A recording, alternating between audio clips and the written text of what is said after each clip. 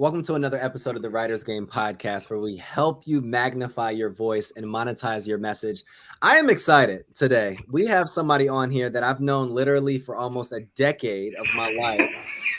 We've had the opportunity of partnering on different projects. We've seen the evolution. We've seen the growth.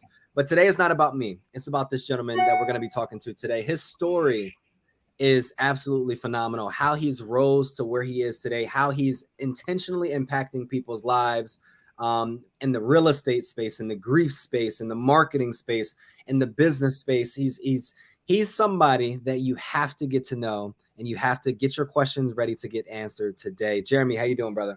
Doing good. Dang, I don't even know how to help me.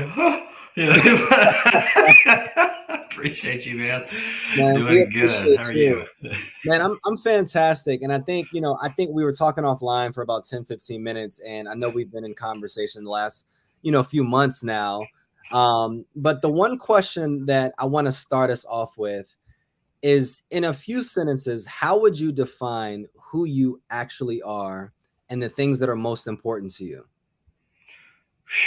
Man, I mean, a couple words that come to mind are legacy, faithful, and loyalty. Because there's everyone's story is different, and and it's just for me, it's about how like being there for somebody no matter what and caring at all cost, and that's really it. Because I mean, that's one thing I had to learn a lot for my own self was that I am my own number one asset, Mm. and it starts there. And it took me a long time to unlearn a lot of stuff that we'll Yeah. talk about today. But yeah, it is really learning how to love myself so I can love other people. Mm. It's so interesting, man. I've been having these conversations a lot lately about we have to, before we can pour into the world, before we can impact, we have to go through an unpacking Oh process. yeah, that'll preach. And when you talk about this unlearning, what is something, what is the heaviest or the hardest thing that you've had to unlearn, but it's propelled you forward once you've been able to relearn a new way of doing things? Man, gosh, there's been a lot. I think the biggest thing is that when someone leaves you, like if someone passes away, that they're Mm, gone, but that their legacy ends there. There's a mm, lot of things as far as like rejection, a lot of things as far as the wanting like people pleasing, all those kind of things that kind of fall mm, in line in those lanes as they do. But a lot of it has like going from not feeling like you matter to then really having that foundation like under you to then repair a relationship. Feeling that regret, not living in that regret is huge, and that's something that it's been, well, it's regret and shame. Shame was the one thing that drove me to contemplate suicide, and so that when I was 16, and so now it's, I mean, the thing is, it's like the demons don't go away, right? But you just get stronger, and and that's where it's like you can really, it's just really when it comes down to being able to push through, and so it's been from grief to shame and regret. It's been there's a like not giving up when things get tough, but also to lean in, and no matter what degree of difficulty it is, to lean in, despite what the history is, despite what the past mistakes were, despite whatever it took you to get there. It's okay because it's not going to take. That's not what it's going to take to enjoy it. exactly. And being deciphering the difference between the journey and the destination. Just keeping that perspective on no matter what's going on. Such a powerful perspective, and I like what you said, differentiating where the journey from the destination. And there's somebody right now, Jeremy, that's on that journey, um, that is where you were when you were 16, that doesn't necessarily know the first step. They can read books, they can listen to podcasts, they can affirm themselves and journal and all of these different things, but they still feel the same way. Yeah. What would you recommend that they do first when they feel like they want to give up, but they know that there's something more on the other side? Go do something you enjoy. Mm. It sounds simple, but the word enjoy is very interesting. I'm super ADHD, and I kid you not, like and part of my personality is part visionary and part mechanic, and so oof, man, talk about getting a getting a control on that. But do something you enjoy. The word enjoy, I like for some reason my mind broke it down to the prefix and the suffix. En means to be inside of. Mm. And joy, the joy of the Lord is our strength. But it's interesting how when you do something you enjoy, it's like, what was it back in Psalm? It says, oh shoot, it's Psalms 37:4. Gosh, it's not hope deferred makes the heart sick, but when it's fulfilled, it's a tree of life. Okay. But that's Proverbs because, anyways, I'll go back and I'm going to try and write that down if we can. Try and pull it For up. sure. I got you. But it goes back to what we want and what we like. God gives us the desires of our hearts. Yeah, He really does. Not by just like here you go, but like starting it and then fulfilling it. Like that broken down, and that like yeah, please too, because I don't want to lose my train of thought. But it's like it says that He start what He is faithful. I believe it's faithful that He's faithful to complete what needs to begin in your heart. And but it's like it's not by just giving you what you ask for, but it's like, hey, this is what I started in you, Him being the author of it, but then also too, here's like what it actually looks like. It's wild because Peter walked on the water, right? Everyone knows he sunk, but that he said, "Ye of little faith." The word "little" meant duration of time. And it's kind of interesting how it's like whenever we feel like giving up, it's like one moment where it's like it's almost unbearable, but that's where the devil's trying to call your bluff. Mm. And that's where it's like if you lean in, right, and that emotion of like, oh my god, like it's like how about I don't know if you've ever been on the outside of a turn, going pretty quick around a corner, right? Yeah. Hey, I know I'm not the only one. I like to whip around corners really fast, but it's a difference when you're on the outside of the turn compared to the inside of the turn.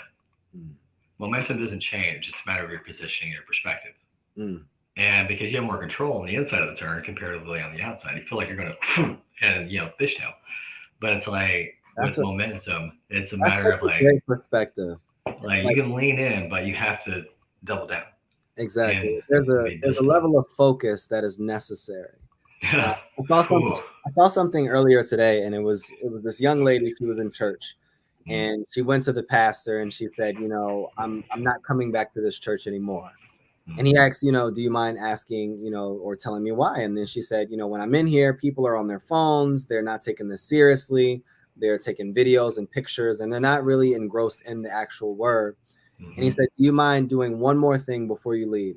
She said, yes, of course. She said, I want you to hold this whole cup of water, and please, I want you to walk 2 laps around the church without dropping a drop of water. So she does it, and she's focused on this water. And at the end, she comes back to him, gives him the water. He was like, did you see anything? Like, what did you see? What did you notice? And then she said, nothing. I was so focused on not dropping the water. And then he came back and said, that is the purpose of church, not about focusing on anything else, but what God is trying to drop into your heart today. Yeah. So with what you said, it's so powerful because oftentimes our perspective is driving our decisions and our actions, and it's creating lifestyles and circumstances and situations that don't even in real time exist. It's just all a figment of our imagination. Can you talk to people right now that are driving themselves crazy mentally?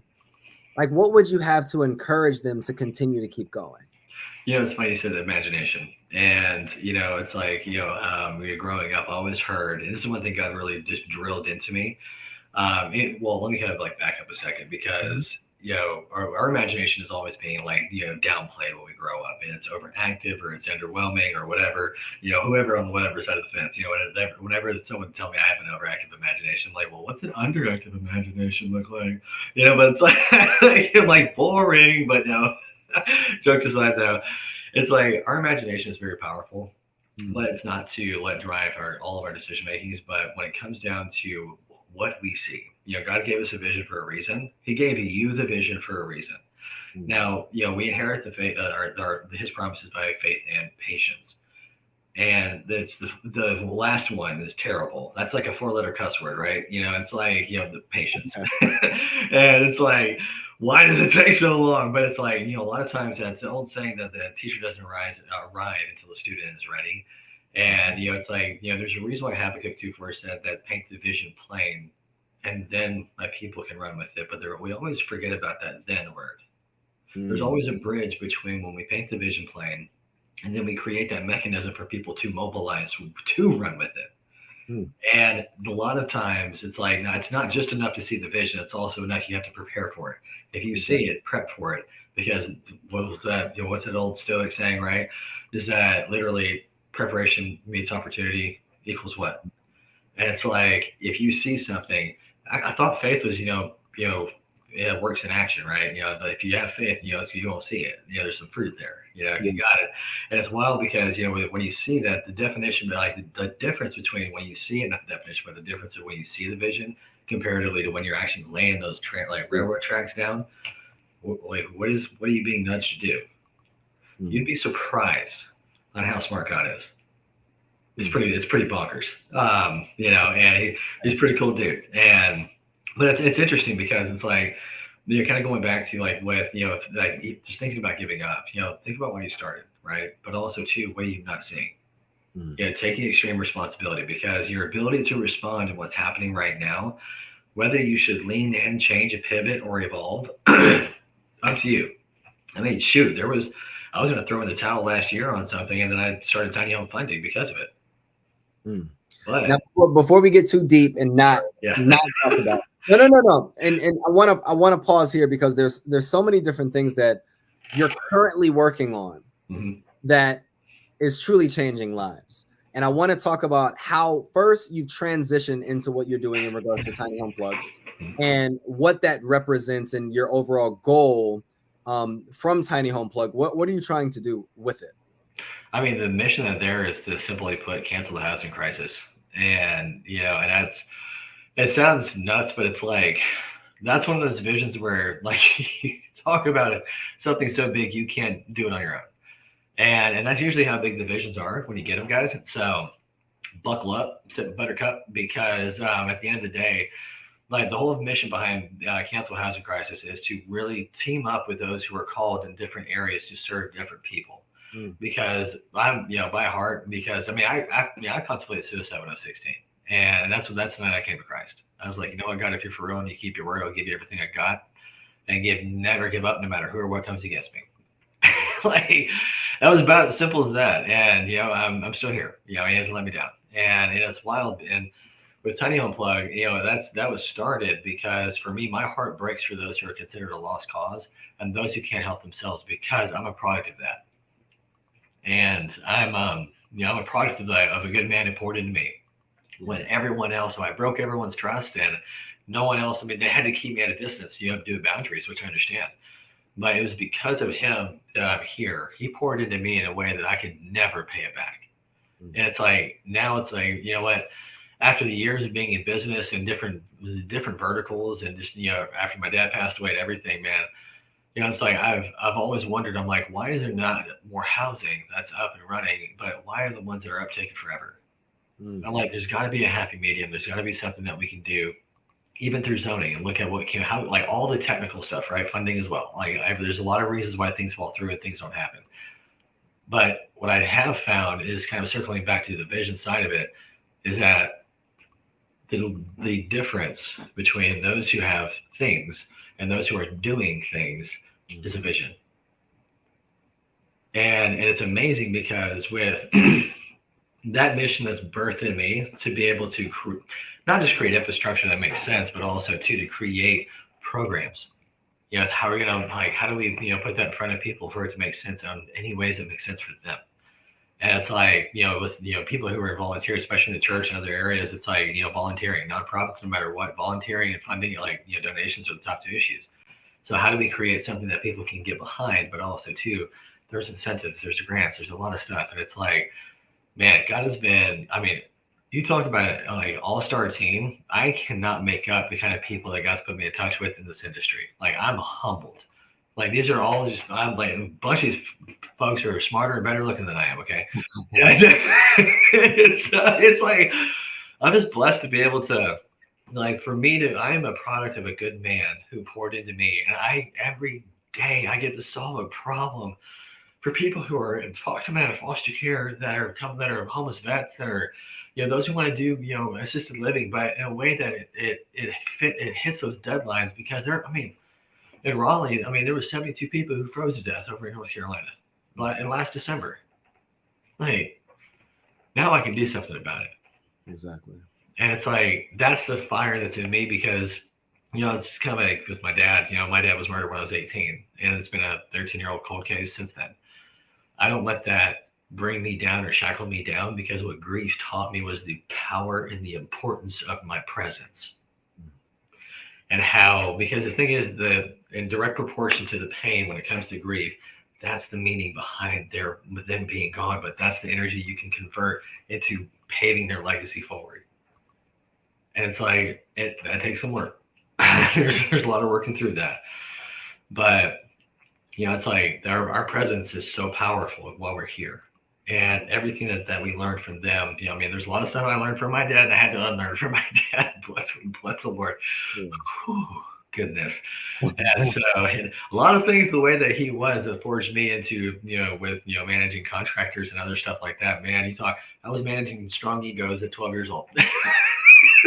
So, oh man, baptism by fire. I'll say that much. But yeah, and it's amazing how, with everything that, with where our culture is at and where our economy is at, it's like there are an incredible amount of people, from investors to builders to realtors to those who are in nonprofits, who are even in city municipalities, that are opening their eyes, and like their hearts are opening up to what can be done, because we got to solve this problem. Exactly. And I mean, man, I don't care. I don't care what your background is. Like I said, man, I don't care how you feel about yourself, or even how funny looking you think you are. I don't think you are. It's like being able to connect with people from every background on this mission to be able. It's humanity. Exactly. It's like let's help humanity. Why is that important, you think, Jeremy? I always was taught that the rent that we pay here on earth is the service that we have for others, and that service is sovereignty. Yeah. But I think that there's so many people. I love what you said in regards to earlier. Having things is different than doing things. And a lot of people, especially in our culture today, want to have a lot, but they don't want to contribute anything to the world at stake. Why is it important for people to use their gifts, to use their talents, to use their resources, to use their vision to truly make the community and world a better place? I mean, honestly, at the end of the day, it's like, it's best not to set the seeds for regret, because it's a lot of folks aren't doing good, or just thinking outside of their survival mode, is because they don't know how to have it make business sense, or even too, like, how can it benefit them? And that's a lot of times too. It's like, that shouldn't inspire doing good, but that is part of life, and there's ways that, if we can have those things in place, then that can catapult some people. But a lot of times people are in survival mode. A lot of times they're trying to make sure that they keep above water, but keep above float. But it's like, at the same time too, no one's asking to go above your means or do anything crazy or whatever. But even then, it's like, what would drive you, right? I had got wind of a friend. Well, I'll say this: someone reached out to me last night, for some help, for drug related issues, that they needed help to get to an inpatient program. Man, I mean, when someone reaches out to you like that, and something happened with their social media, the profile got shut down. Man, you best believe I was knocking at their front door and calling their phone all this morning. And like 5 a.m. That's why I called you that early. But not bad. But that's where it's like, with like, what makes you come alive? Like, what is that anthem that beats on the inside of you, that drum on the inside of you, because here's the thing: we all have our desires and what we enjoy to do. Going back to that from a while back, like, we're hardwired as human beings, with or without God, to do what we enjoy and what we're passionate about. And it's like, honestly, it's like, a lot of times people aren't doing good because they're so accustomed to being guilted into it, right? A lot of times they're like, oh man, I don't want to, I don't want to get too close or whatever. But okay, cool, create boundaries, and here next. It's not that scientific, right? It's like, keeping things simple on a certain stand, like on certain things, is like being able to keep it in alignment with what you're passionate about. Mm-hmm. What makes you alive? Because I mean, the more you do that, the better off you'll be. Even to build a business around what makes you come alive. Like, how can you how can you do things to impact people, but in a way that where you can not only pay your bills and do what you need to, but also to habits where without even that even being factored in, because regardless of what happens, that has to be considered. But like, as that aside, away from all the noise, like, there's something that makes you come alive, that is really, that if you don't do it, you just feel a little bit dead inside, right? And we all have that one thing, and it's never the same thing. And even if it's in the same direction, it could be a little bit different, right? Sure. And but yes, I mean, it's a lot of times it's just, man, I mean, some folks could be just so used to certain things, and so used to a certain way of life that sometimes they just don't, and maybe they don't know that, that they can, What surprisingly. makes you come alive, Jeremy? You know, you're doing so many different things in so many different realms, but they all connect in some type of way as Right. well. What makes you come alive? Man, just seeing hope come back in someone's eyes, Mm. you can't match that. And that comes in so many forms. But I love solving problems. And I literally believe about the impossible means I'm possible. So I'm like, hey, if I haven't figured it out yet, it's because I haven't figured it out yet. It's not because it doesn't exist. Yeah. Like, okay, cool. Well, let's get to it. Mhm. And so yeah, I mean, it's really when you can see someone like it, when you see someone go from when they just you see that dark cloud over them, and this whenever you work to like really just dig down deep of what is really like ailing them or what are they going through, and helping them just really connect those dots, man. That you can't put a price tag on that. And For sure. that, man. You know, I always like to ask this question with different people, and when we think about people's stories, there's so much packed in their story in the years or the decades that they've been alive. And when we break down a story in context, there's the rise, the climax, and then the fall. Hmm. When you think about the climax of any story, that's that moment that there's this major realization that potentially shifts the next 5 years or 10 years or shifts that person's life. And I know you talked about that moment when you were 16 and how that was that moment that really transformed you, as well as that moment that allowed you to give yourself fully to God. But outside of that moment, what has been the climax of your story, and what was that moment in that situation, if you could walk us through, where you realized who you were and what you truly were called to be doing?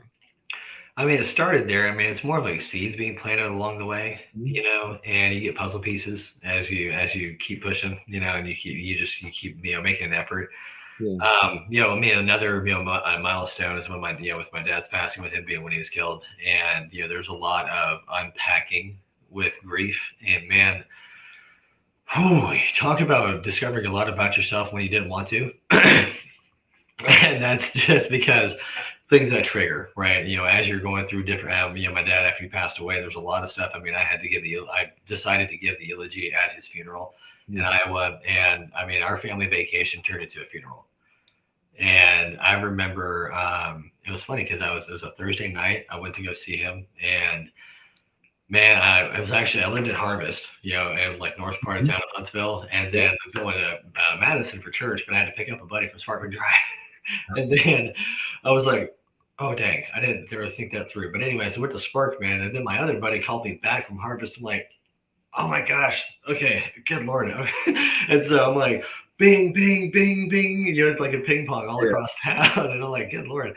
But I remember going, and I eventually ended up going to see my dad because he had called me because he had popped his Achilles tendon. And I mean, so I got close to his house, and he ended up letting me know that someone came to help him out. And long story short, I got to a intersection after picking up other buddy, and just the more I thought about, and this is kind of a good indicator for those who are watching as well, that God leads by peace, not confusion or pressure, and just unknowing. He'll lead by peace and knowing. And so, like every time I thought about going to church, I like going directly to him, like that doesn't feel very Christian, God. Like, what are you talking about? And like, every time I think about going to see my dad, the Holy Spirit would just say, just keep going. And so I went to go see him. I called him on the way. I said, Dad, I don't care who is over there, and because he didn't live a very savory life, if you know what I mean. So, Yeah. but so I was on the way over there with my friends in the car. So I'm like, thank God, accountability. So, because he'd be forced to clean up, But anyways, ended up, calling him. He said, "Don't worry, she just left to go pay the babysitter before she starts babysitting." Mm. Kind of weird, but then went to go see him. It was the most electrifying 30 minutes that I had ever spent with him because we were joking around. It was like restoration in the air. And I remember I told him I loved him about 8 times in the span of 30 minutes for whatever reason. And man, he was like, "What are you gay?" I'm like, "Dude, shut up, dad." Like, yeah, that's my dad. He'd always give me a hard time. I'm like, "Shut up, booger lips." I'm like, dork. But anyways, and it's like When I left that night, I looked back at his eyes because my dad, he and I, before, what drove me to contemplating suicide, my dad and I, when my parents divorced when I was 10, I'm the oldest of three, and I was a ping pong between the both of them. And Mm-hmm. my dad was the malicious one, and that's where I went into a lot of drug use and a lot of different just, I mean, got expelled every year from school. Then you got my gentleman's experience degree with a lot of experience on it at 16. And I mean, just what happened was that from it's every form of abuse except sexual abuse behind the scenes.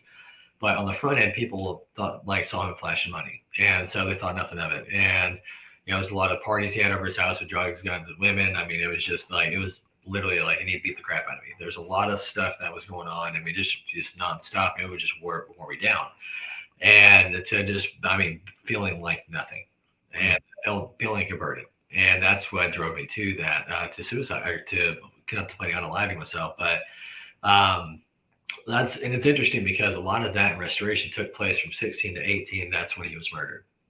And that's the night, that Thursday night is when I was walking out of the garage to after seeing him.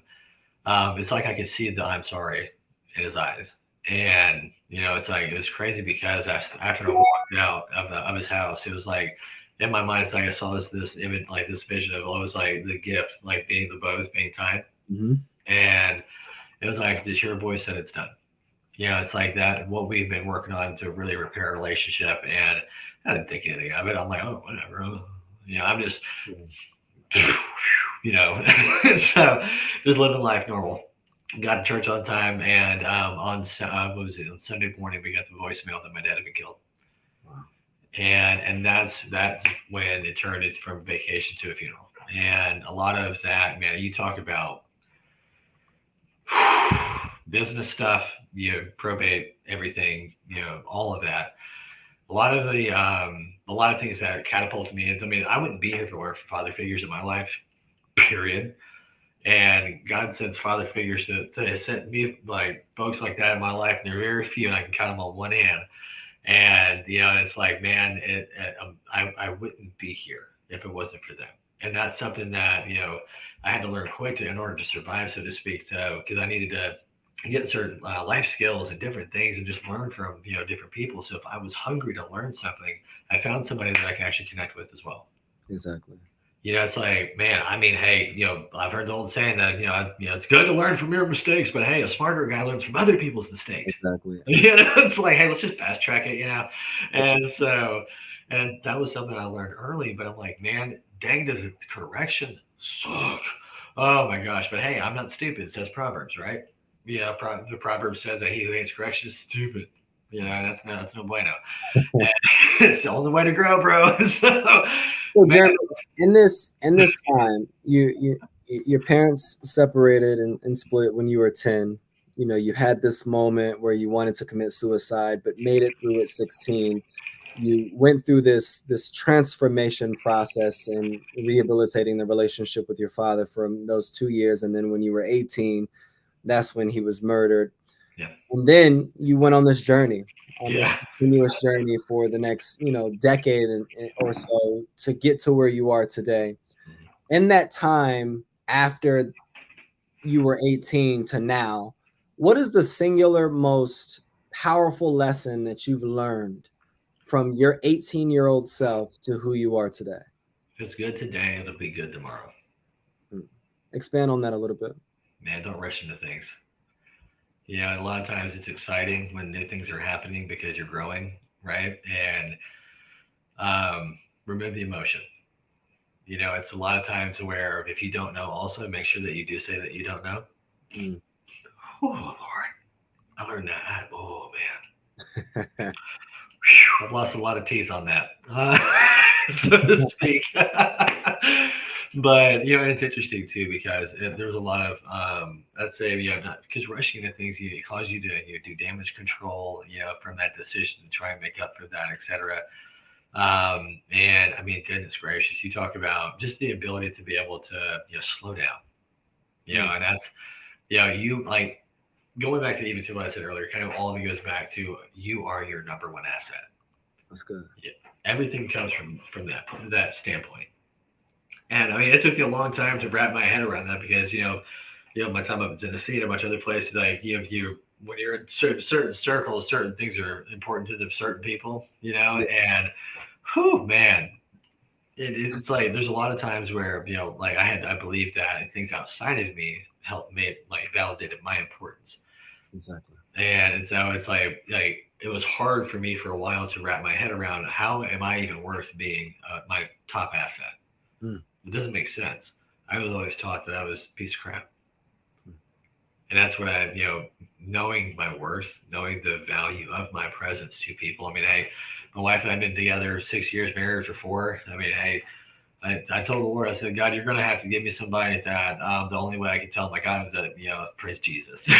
And that's what happened. And so, but it's like, no joke though. It's like, man, it's been amazing because, she's been just an amazing partner, but it's been, we're growing together and building together. And mm, and that's where it's like, even too, like we're planning for children down the road and making sure that we have things in place to do that. But there's things that with reverse engineering things from those trauma from all that stuff that happened. It's like having worked through that. It's like when this happens, I want to make sure that I have this completed. I want, or not even completed, but I want to make sure I have this standard in place, et cetera, so on and so forth in this framework.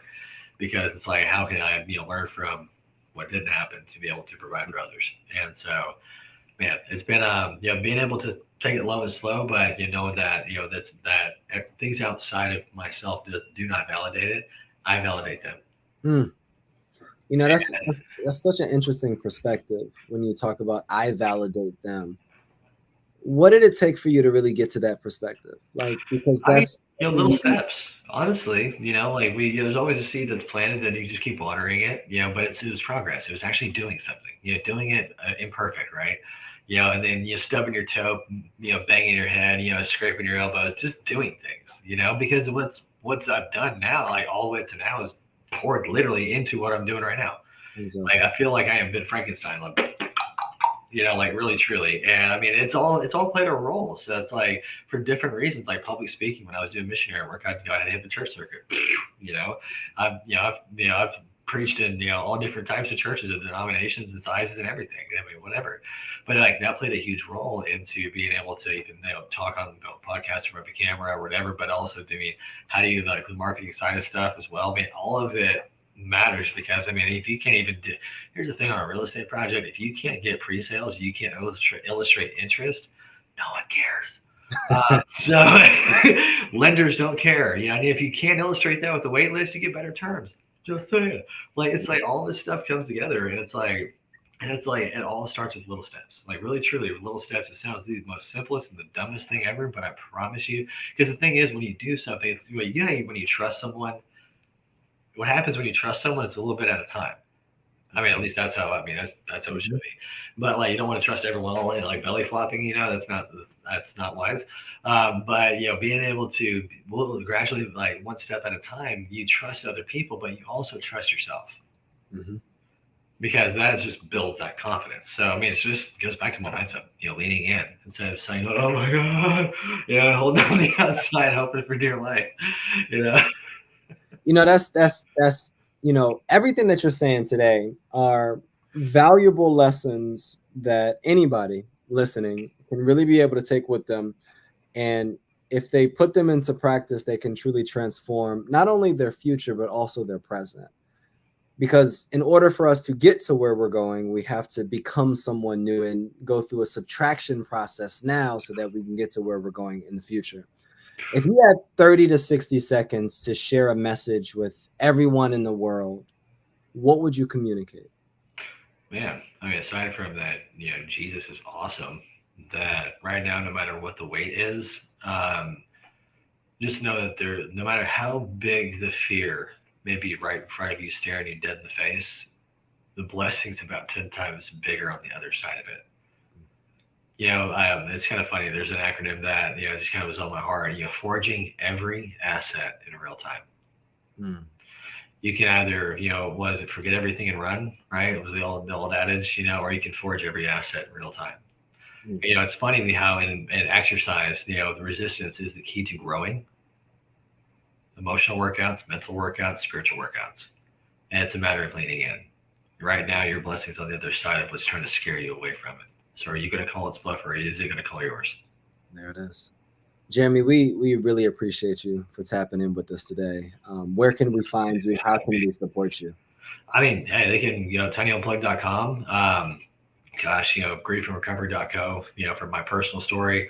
But then, just being able to tap in for projects, because honestly, these different, we're right now canceling the housing crisis. Like, this is the passion that goes into these designs and these developments, because at the end of the day, it's like we really, really need to be able to give the hopeless hope. Be able to really help people get back into society, solve a lot of economic issues. So, I mean, that's, at the end of the day, I just want to, man, we need to change lives together and just find any excuse to do it. I love that. Finding any excuse to do it, changing lives together, but also understanding what you need to change, what you need to remove, and what you need to work on inside of yourself so that you could be able to ensure that you impact the community, the world, and the people around you in your life. This is another episode of the Writers Game podcast where we help you monetize your message and magnify your voice. And we'll see you guys next episode. Thanks, Jeremy. And thanks for having me, man.